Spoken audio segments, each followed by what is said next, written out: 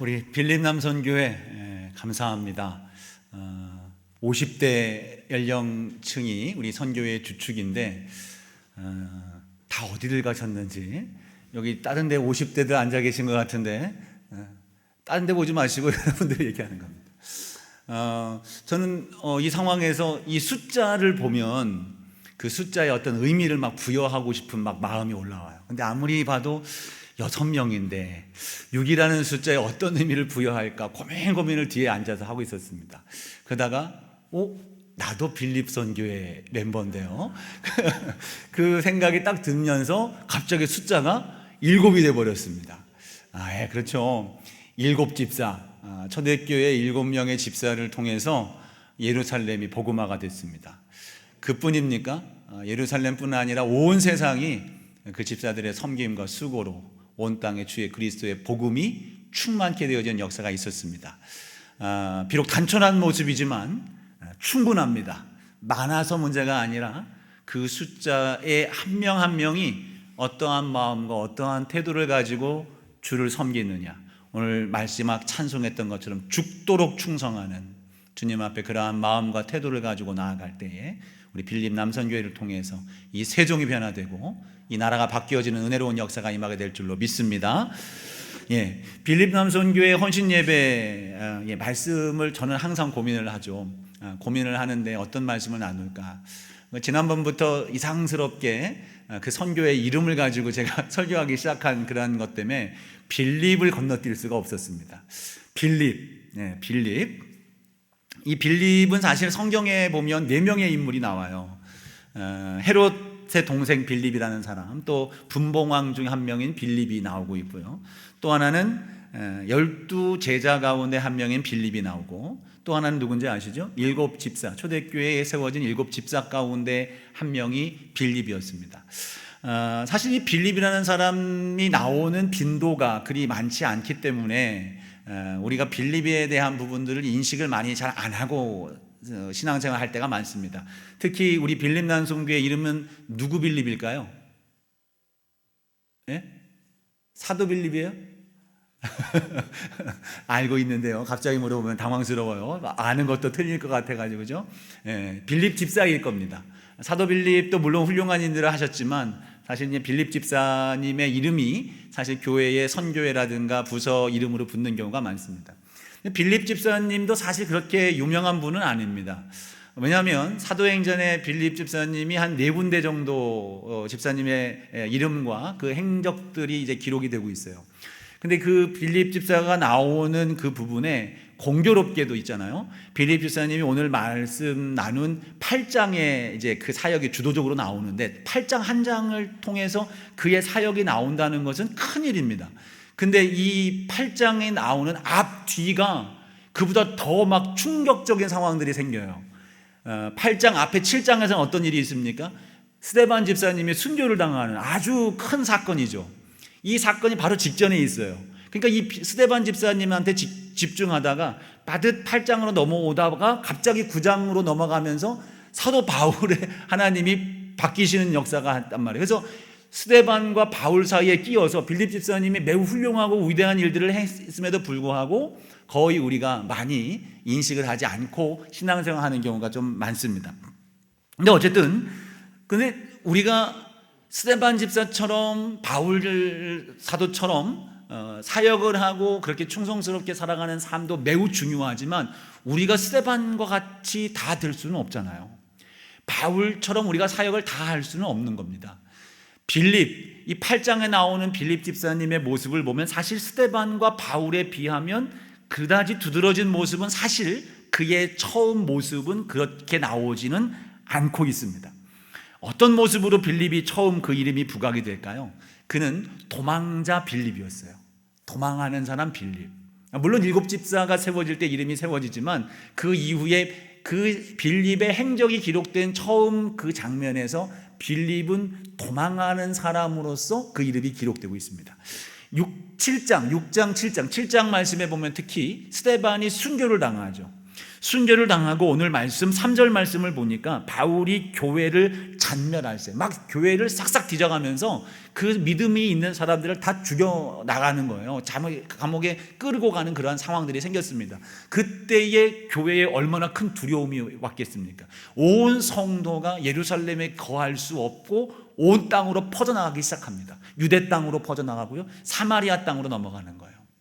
그 예루살렘에 남아있는 사람들은 오직 사도들만 남아있었다고 얘기를 해요. 사도들은 목숨을 건 거예요. 생명을 걸었습니다. 스데반처럼 자신들의 목숨을 걸고 교회를 지키고 신앙을 지키고자 하는 마음을 그 당시 갖고 있었던 겁니다. 근데 그 외의 성도들은 거기서 다 괜히 잡혀서 죽을 이유가 없는 겁니다. 뿔뿔이 흩어져서 그들이 생명을 유지할 수 있는 길을 찾아가는 겁니다.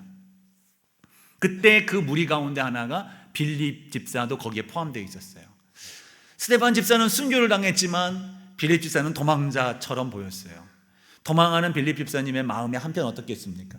저 사람은 순교까지 하고 믿음을 지키며 그 자리를 지키는데 나는 도망자의 모습으로 나아간다. 특히 빌립 집사는 사마리아로 가거든요. 사마리아로 가는데 사마리아가 어떤 땅입니까? 유대인들은 상종도 하지 않는 땅입니다.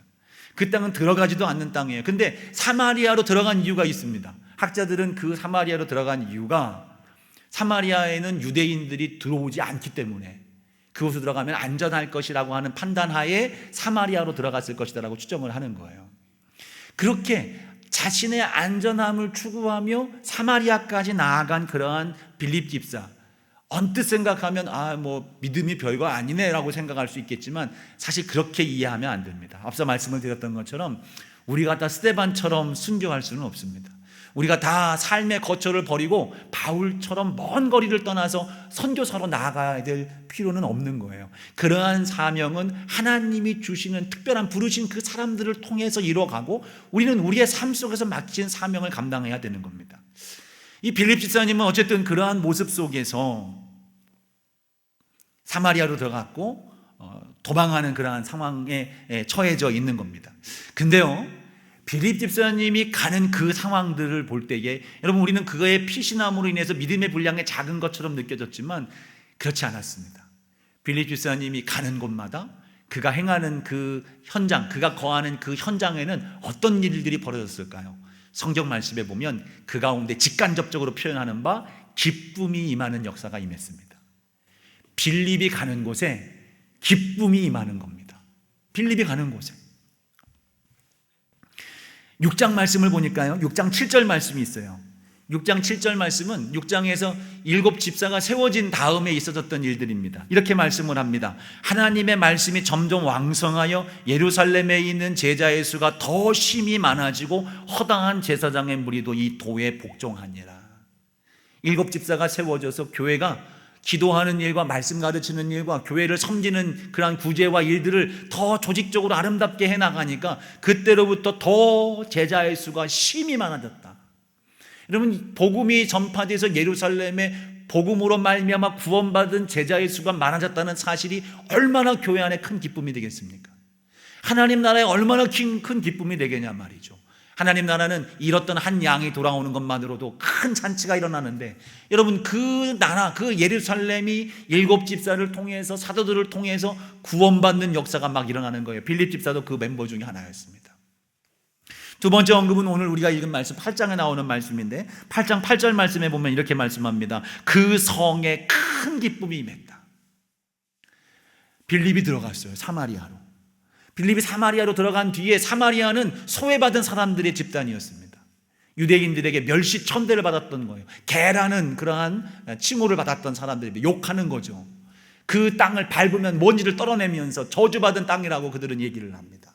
그 땅을 밟지 않기 위해서 먼 거리지만 북에서 남으로 올 때, 남에서 북으로 갈 때에는 돌아서 먼 거리를 돌아서 가는 그러한 삶을 유대인들이 살았단 말이죠.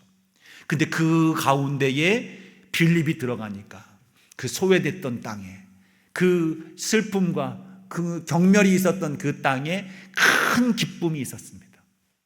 세 번째 기록은 8장 39절에 나와요. 이때는 에디오피아의 내시를 이 빌립이 만난 유대 광야에서의 사건이었습니다. 이 유대 광야에서 에디오피아의 내시를 만난 뒤에 그 말씀은 이렇게 말씀합니다. 8장 39절에 둘이 물에서 올라올새 세례를 한 겁니다. 주의 영이 빌립을 이끌어 간지라 내시는 기쁘게 길을 가므로 그를 다시 보지 못하니라. 빌립을 만난 내시가 큰 기쁨을 가졌습니다. 기쁨이 됐어요. 또 하나는 뭐는 사도행전 21장에 나오는데 그 가정에 대한 이야기가 기록되고 있는데 그 가정의 네 딸의 이야기가 나와요. 이 네 딸은 예언을 하는 사람들이었습니다. 하나님의 말씀을 전하고 그 말씀을 따라 살아가는 삶을 살아가는 그 가정의 분위기가 어땠겠습니까? 큰 기쁨이 있는 그러한 가정의 모습이었어요. 오늘 빌립 남소인교회가 가는 곳곳마다 이 기쁨의 역사가 있기를 축복합니다. 여러분, 여기 모인 여러분 한 분 한 분 모두가 있는 그 자리가 기쁨의 역사가 있는 자리가 될 수 있기를 주의 이름으로 축복합니다. 기쁨을 행할 수 있었던, 기쁨을 전할 수 있었던 그러한 이유가 무엇일까요? 그 가운데에는 예수 그리스도가 계시는 거예요. 다른 사람들, 스데반이나 바울이나 많은 유명한 그러한 위대한 사명들을 감당했던 사람들, 그 사람들도 모두가 다 예수 그리스도를 전하며 예수 그리스도를 통해서 고난을 받았고 예수 그리스도 때문에 죽음도 당했습니다. 근데 사람들은 그들의 행적과 일들에 주목하면서 어쩌면 어느 순간 우리는 바울에게만 집중하고 어쩌면 우리는 스데반에게만 집중하는 새 예수 그리스도의 영광이 그로 통해서 나타나지 않았을 수도 있습니다. 근데 오히려 그 이름이 드러나지 않으니까, 빌립이라는 이름이 드러나지 않으니까 그 큰 기쁨의 역사가 그 성에 있게 되는 겁니다. 사마리아 성에 빌립이 아닌 예수 그리스도가 드러나니 큰 기쁨이 일어나게 되는 겁니다. 그가 가는 곳마다. 여러분 때문에 기쁨의 역사가 있기를 바라는데, 여러분이 그들을 어떻게 즐겁게 하고 기쁘게 하고 행복하게 해주는 어떤 행동이 아니라 여러분들과 함께 하시는 예수 그리스도를 통해서 여러분이 있는 곳마다 기쁨이 있는 역사가 있기를 다시 한번 예수의 이름으로 축복합니다. 그래서 여러분들 우리 만나면 기쁘죠? 옆에 있는 분과 함께 하시는 예수님 때문에 나는 그분을 만나면 기쁜 거예요. 여러분, 서로 아직 아닐 수 있겠지만 서로 인사하면 바라보면서 인사합시다. 당신 안에 계신 예수님 때문에 저는 참 기쁩니다. 시작, 인사하세요.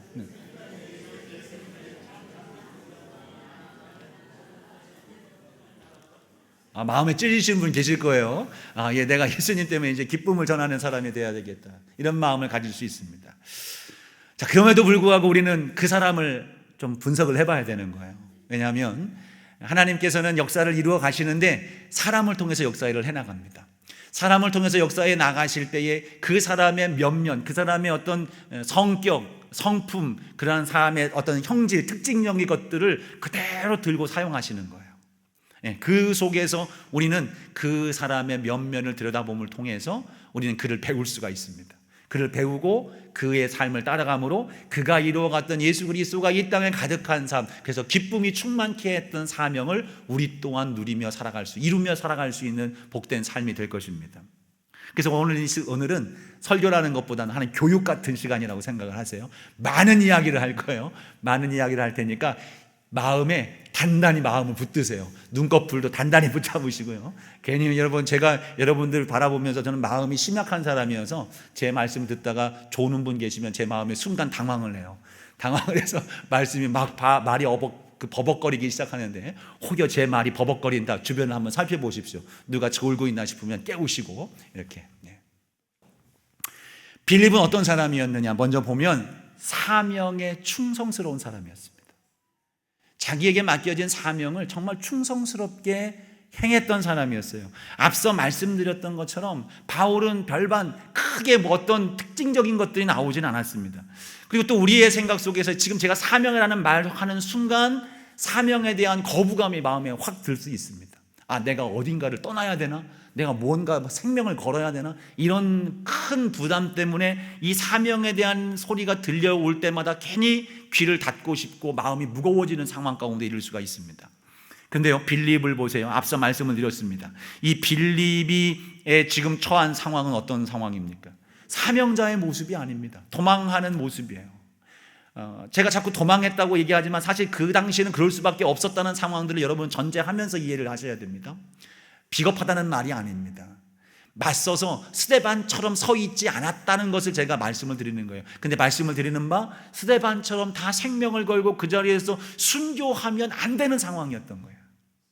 그러므로 하나님께서는 교회를 흩어놓으셨어요. 뿔뿔이 흩어지게 만들어 갔습니다.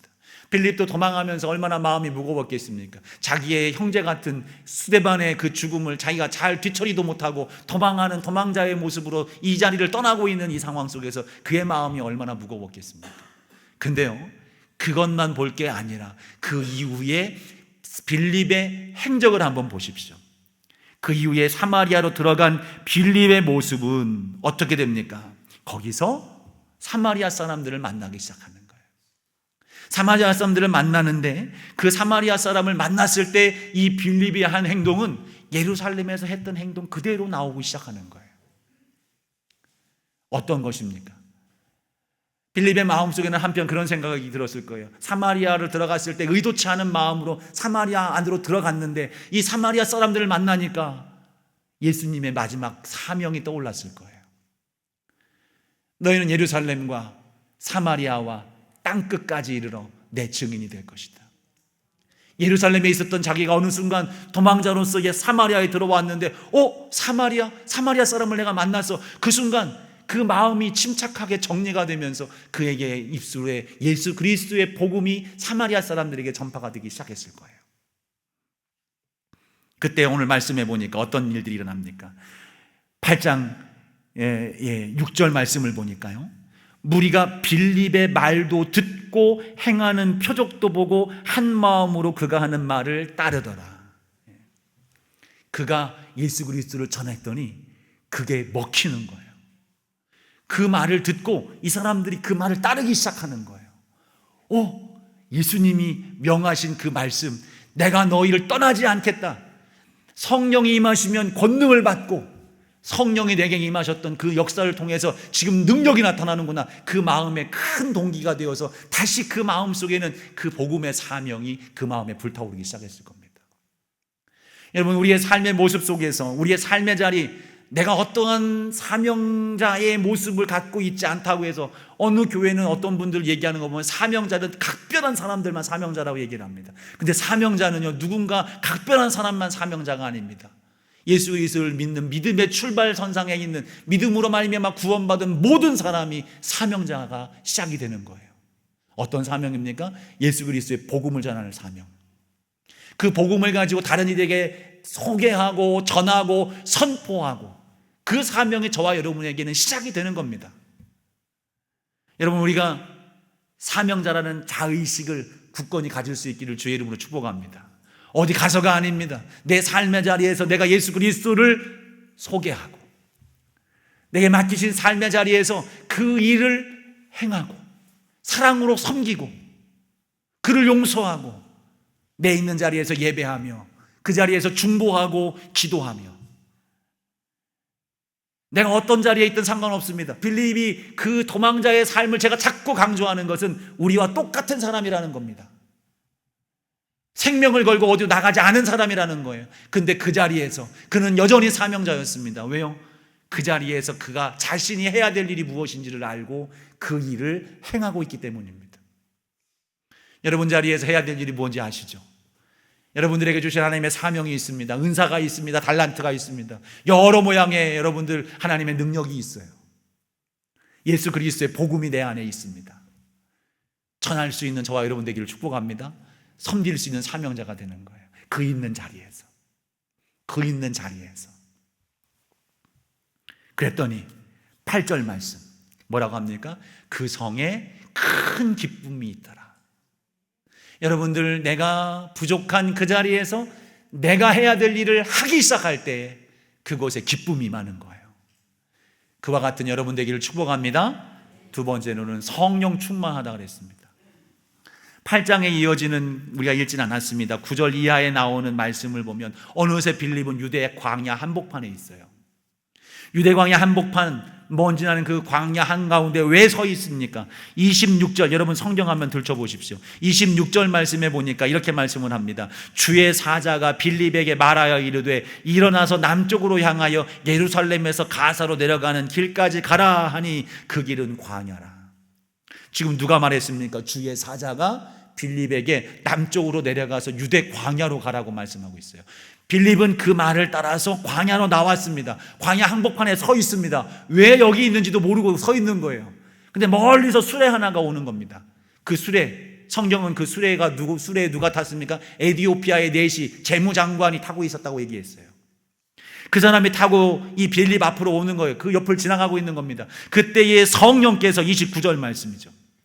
성령의 빌립더러 이르시되 이 수레로 가까이 나아가라 하시거늘, 그 수레로 가까이 나가라 말씀하시니까 30절 말씀 뭐라고 합니까?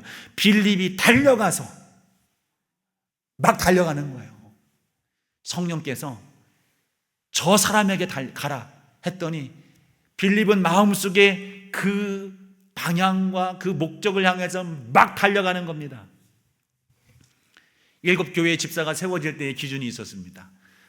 사도행전 6장 3절에 나오는 말씀이에요. 앞에 뜨나요? 예, 제가 읽어드리겠습니다. 함께 읽어보겠습니다. 시작.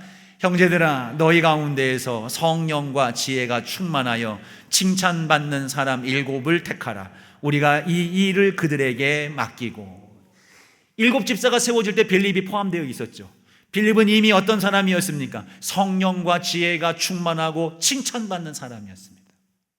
그 중에 7명이었습니다. 7 중에 한 사람이었어요.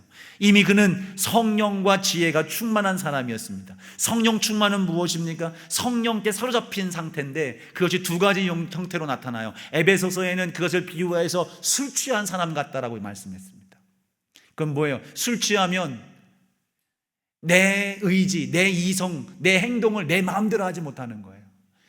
성령에 취한 사람, 성령에 사로잡힌 사람은 내 임의대로, 내 뜻대로 하지 못하는 상황, 즉 성령의 주권을 따라서 우리가 하나님의 이끄심을 받고 은사가 나타나고 능력이 나타나는 상황, 황홀한 신비적 경험과 체험을 할 수 있는 그러한 상태에 이르는 상황이 첫 번째 하나가 있습니다. 또 하나는 이와는 달리 우리의 일상 속에서 나타나는 일들인데, 그것은 인격적인 성령님께 사로잡혀서 내가 성령님의 주도권을 인정하고 성령님 앞에 내 모든 것들을 맡기는 그러한 상태가 되는 거예요. 그래서 그 성령님의 이끄심을 따라 내가 순종하기를 결단하며 순종하는 삶을 시작하는 그 상태, 이게 성령 충만한 상태입니다. 성령은 어떤 신비에서 어떤 초자연적인 현상으로 인해서 그러한 일들만 나타나는 것이 아니라 성령님은 인격적으로 우리 가운데 요구를 하시고 나의 주도권, 내 삶의 모든 주권을 성령님께 맡기기를 우리에게 요청하시고, 우리가 성령님께 모든 걸 맡기는 순간 성령님은 충만히 내 상태를 주도하시고 이끌어 가시기 시작하는 거예요. 빌립에는 이 2가지가 다 나타났습니다. 빌립에게는 사마리아를 전도할 때에는 병든 자, 중풍병자가 낫고 귀신 들린 자가 쫓겨났다고 그랬습니다. 그리고 그 이후에 그로 인해서 승리감에 도취되어서 그렇게 자기의 뜻과 임의대로 살아가는 모습이 아니라 성령님이 말씀하시는 그 말씀대로 자기의 삶을 내어드리는 상황들이 있었어요. 7 집사를 세울 때 좀 전에 말씀드렸던 것 중에 성령과 지혜가 충만하다고 그랬죠. 지혜도 충만해야 되는 겁니다. 지혜는 무엇입니까? 여러 가지로 지혜를 의미할 수 있겠습니다만, 지혜가 상징하고 있는 두드러진 것들이 있는데 그것은 분별력과 판단력입니다. 분별할 수 있고 판단할 수 있는 거예요. 판단은 우리의 액션, 행동까지도 요구하는 그런 표현입니다. 지혜로운 자는 무엇입니까? 하나님의 뜻이 무엇인지를 분별하는 겁니다. 그리고 그 뜻대로 내 삶을 내어드리는 거예요. 내 삶이 이끌림을 받도록 나를 그렇게 이끌어가는 자가 지혜로운 자입니다. 그래서 성경에서도 지혜로운 자에 대한 부분들은 다 그것을 말씀하고 있는 겁니다. 빌립은 성령 충만한 자였습니다. 그리고 지혜가 충만한 자였어요. 성령님께서 이끄시고자 하는 그 뜻대로 내게 요청하시면 주님, 내가 무엇이든지 따르겠습니다, 순종하겠습니다 결정을 한 그러한 상태였고, 그 상태 속에서 주시는 주의 음성과 성령의 감동과 감화를 따라서 그는 지혜롭게 그것이 하나님의 뜻임을 분별하고 그것을 따라 순종할 수 있도록 자신을 주님께 내어드리는, 달려가는 역사. 우리 빌립 남성교회 늘 달려 뛰기를 바랍니다. 50대 아직 은퇴도 하신 분 계시지만 팔팔 하시잖아요. 그죠? 선교회 중에서는 제일 젊은 선교회인데 있잖아요. 그죠? 장로님, 그죠? 애들이잖아요. 장로님 맞습니다. 동의하셨어요. 팔팔 할 때입니다. 여러분, 그 인식은 그거예요. 나를 자꾸 나이 든 사람으로 여기면서 자꾸 앉아 있어야 될 사람으로 여긴다면 정말 그죠? 앉아 있는 사람 삶밖에 될 수가 없을 거예요. 나는 아직 젊은 거예요. 제가 일전에 말씀을 드렸죠. 청춘이 아직 젊은입니다. 젊은이. 100세 시대에 달려가야 되는 겁니다. 사무엘상 3장에 보면 사무엘 이야기가 나와요. 사무엘 이야기가 나오는데 사무엘이 어린 시절 엘리 제사장 아래에서 성전에서 양육을 받습니다. 양육을 받는데 어느 날 이 어린 사무엘이 잠을 자는데 사무엘아 사무엘아 음성이 들려오는 거예요. 그때 이 3장 속의 초기에는 뭐라고 표현되고 있냐면 하나님의 임재, 하나님의 이상이 나타나지 않았다 그랬습니다. 영적으로 매우 어두운 시대였던 거예요. 그러니까 아무도 하나님이 어떻게 말씀하시고 어떻게 역사하시는지를 알지 못하는 그러한 시기를 살고 있었던 거예요. 더더군다나 어린 사무엘이 알기나 하겠습니까? 자기를 부르는 음성이 들리는 거예요. 근데 사무엘이 어떻게 했는지 아세요? 벌떡 일어나는 거예요. 잠자다가 벌떡 일어나서 엘리 제사장에게 막 뛰어갑니다. 사무엘에게는 엘리 제사장이 자기를 불렀다고 생각하는 거예요. 엘리 제사장은 그 당시 하나님을 대신하는 존재였기 때문에 하나님의 부르심과 같은 그러한 고백을 가지고 뛰어가는 거예요. 제사장님 불렀습니까? 아니다. 난 부르지 않았는데 가서 자거라. 돌아왔죠. 또 자고 있는데 사무엘아 사무엘아 부르는 거예요. 사무엘이 또 벌떡 일어나서 뛰어갑니다. 아니야 안 불렀어. 가서 자. 세 번째 사무엘아 사무엘아. 그러면 어떨까요? 또 노인이셔서 또 가면 또 아니라고 하시겠지 하고 안 가고 싶은 마음이 있지 않겠습니까? 저 같으면 그게 예의라고 생각해서 안 갈 수도 있을 겁니다. 근데 사무엘은 또 벌떡 일어나서 뛰어가는 거예요. 그때서 엘리가 깨닫습니다. 아 이거 하나님이 부르시는구나. 그래서 다음 사무엘아 또 부르시면 음성이 들리면 주님 종이 여기 있습니다. 제가 말씀하십시오. 제가 듣겠습니다. 이렇게 고백하면서 무릎을 꿇어라. 그때 이제 사무엘에게 음성이 임하시죠. 하나님이 임하시는 겁니다. 하나님이 임하시는 사무엘의 모습, 그 결과가 어땠는지 아십니까? 사무엘상 3장 19절 말씀을 보니까 이렇게 말씀을 합니다. 사무엘이 자라매 여호와께서 그와 함께 계셔서 그의 말이 하나도 땅에 떨어지지 않게 하시니. 하나님의 음성에 순종하며 성령 충만하여 그 지도하심과 이끄심에 따라 살아가는 삶이 되었더니 하나님께서 그 말에 힘을 주시는 거예요. 권세를 주시는 겁니다. 이 말을 조금 더 우리가 적용하고 응용하면 무엇일까요? 기도하면 응답받는 겁니다. 선포하면 그 은혜가 임하게 되는 거예요. 용서하면 그 저주가 풀리는 겁니다. 악한 역사들이 물러가게 되는 겁니다. 우리가 예수 그리스도의 이름으로 어두움과 악한 것들을 선포할 때 그것이 물러가는 것처럼 사무엘에게는 그런 권세를 하나님이 주시는 거예요. 하나님이 함께 하셔서. 여러분 성령 충만하기를 축복합니다. 성령님의 음성 앞에 뛰어가십시오. 여러분은 젊은이에요. 주님의 나이, 영원하신 그 나이 앞에 우리가 나는 나이가 들어서 예전에 어떤 권사님 저한테 그런 얘기를 집사님 권사님이셨죠. 60 그때 제가 막 어렸을 때 젊었을 때 부목사 갔는데요. 30대 초반이었습니다. 그 권사님이 62세인가 1세였는데 저한테 와서 목사님 저는 너무 늙어서 더 이상 인도자를 할 수가 없습니다. 저를 빼주세요. 권사님 후회하실 텐데요. 아니에요. 저는 후회하지 않습니다. 2개월인가 3개월 뒤에 후회를 하시면서 목사님 인도자 짤이 없습니까? 그랬습니다. 우리는 젊은이입니다. 그때의 62세는 지금 여러분 애들 아닌가요? 그죠? 애들. 죄송해요. 저보다 어른인데 제가 애들이라고 표현해요. 죄송합니다. 그런 때에 우리는 뛰면서 주님의 인도하심과 주의 맡기신 사명 앞에 우리는 충성스럽게 그 일들을 감당하는 것. 여러분 그때에 우리 주님의 능력, 주님의 권세, 주님의 은혜가 임하는 겁니다. 그때에 이 빌립 집사가 성령의 인도하심과 지혜를 따라서 광야로 나아갔을 때 에티오피아의 내시를 만났고 그 내시가 이사야 53장을 가지고 씨름하고 있는 장면을 목도하게 하게 됩니다. 53장은 무엇입니까? 어린 양, 우리를 위하여 세상 질고를 지고 가시는 예수 그리스도가 그 모든 죄를 짊어지고 가는 그 말씀 속에서 이 에티오피아의 내시가 막힌 거예요. 이것을 빌립이 보고 예수 그리스도임을 그에게 전하게 되는 겁니다. 그때 그가 말씀이 풀리니까 감격하여 기뻐하면서 그 자리에서 내게 세례를 베푸십시오. 세례를 받고 기쁨으로 에디오피아로 돌아가는 그 장면이 8장 말미에 나오고 있습니다. 성령에 순종하는 여러분, 주님께서 여러분에게 만나게 하실 것입니다. 여러분들에게 놀라운 기적적인 역사를 행할 수 있는 기회를 무수히 여러분들에게 제공할 거예요. 하나님, 제게는 왜 이런 기적이 나타나지 않습니까? 우리가 성령의 음성에 귀를 기울이지 않기 때문입니다. 성령의 귀를 기울이고 주님 제가 순종하겠습니다, 말씀하십시오라고 하는 여러분 성령 충만한 자로서의 삶의 자세로 주님 앞에 무릎을 꿇게 되면 놀라운 기적이, 놀라운 변화가, 놀랍게 하시는 새 생명의 역사가 우리의 삶 속에 분명히 나타나게 될 줄로 믿습니다. 성령 충만하셔야 되는 거예요. 세 번째로는 말씀 충만한 사람이었습니다. 지금 말씀드렸던 것처럼 그는 말씀으로 충만하였기에 이사야 53장을 해석할 수 있는 그러한 명석함, 영적인 명석함이죠. 그걸 해석할 수가 있게 되는 겁니다. 지혜로운 사람은 어떤 사람입니까? 시편 1편 말씀에 주야로 그 율법을 즐거워하여 묵상하는 사람이 복이 있는 사람이다. 그 사람이 지혜로운 사람이다. 그 인생은 어떤 인생입니까? 시냇가에 심은 나무와 같은 인생이다. 청청한 인생이요 때를 따라 열매를 맺는 인생이다. 복된 삶을 살기를 원하십니까?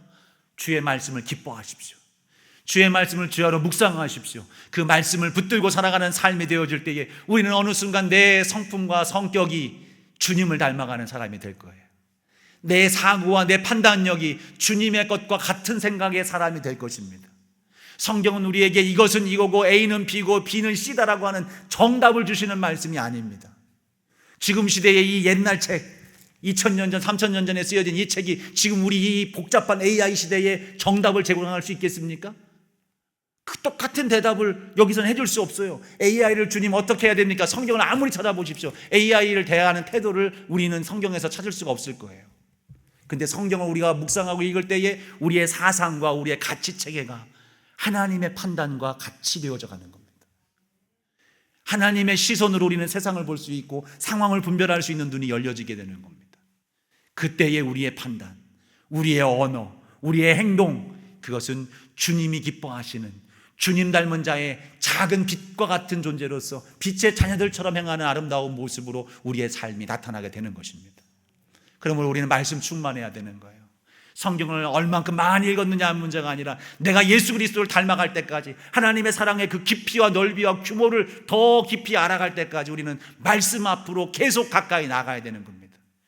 그 앞으로 나아갈 때 우리는 주님의 사랑을 경험하게 되고 그 사랑으로 말미암아 우리는 하나님께 기쁨이 되는, 또 하나님으로 말미암아 참된 기쁨이 될 수 있는 복이 있는 자가 될 줄로 믿습니다.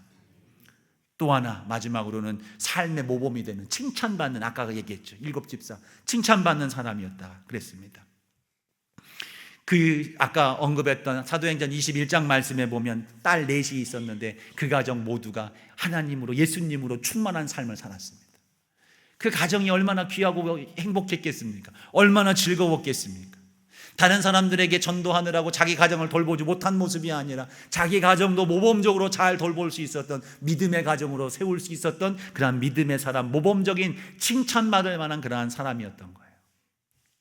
특별히 디모데전서 3장 말씀에 보면 디모데에게 사도 바울이 편지를 쓰면서 목회할 때 집사를 세울 때 어떤 사람을 세워야 되느냐라고 하는 내용들을 편지로 전했습니다.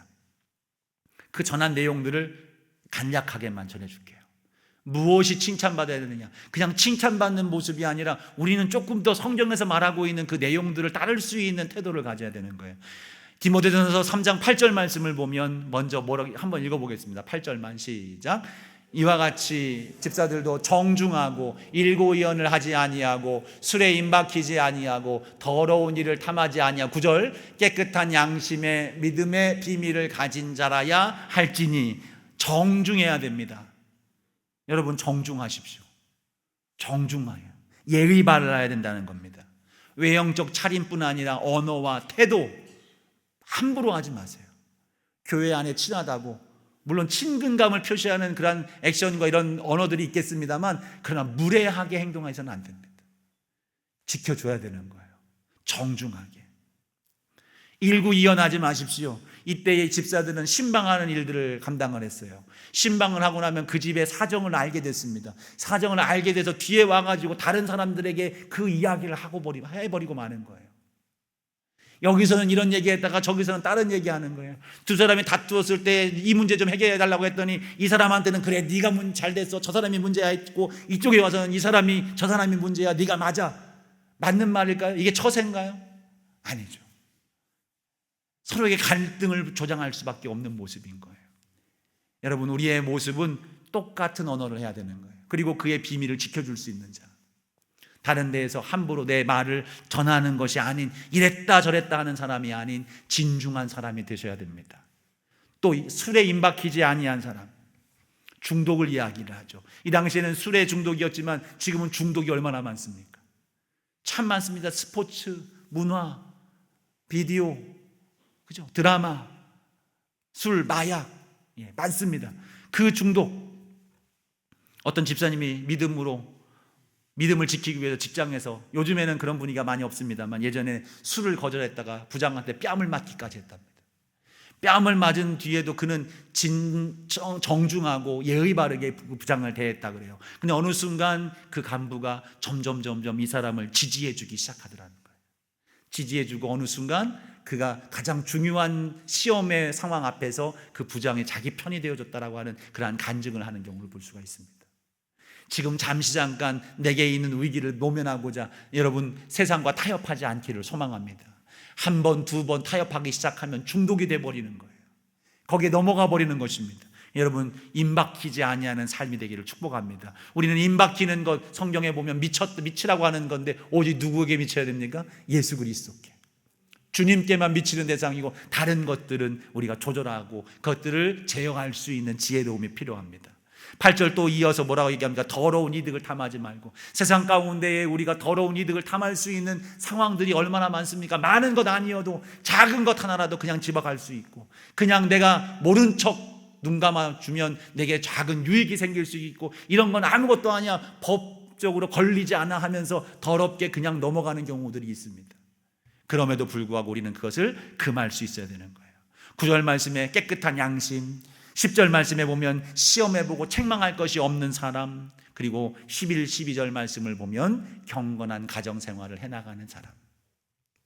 이것이 우리가 칭찬받을 모습들입니다. 칭찬받는 것은 그냥 저 사람 인품이 훌륭해, 겉으로 잘해, 밥을 잘 사, 이 정도가 아닌 거예요. 우리의 삶을 통해서 그것이 아름다운 거룩한 길을 걸어가는 삶이 성령의 열매를 통해서 우리의 삶 속에 드러나는 그 모습들, 이것이 칭찬받는 자, 모범 있는 자의 모습인 줄로 믿습니다. 여러분, 빌립에게 배우시길 축복합니다.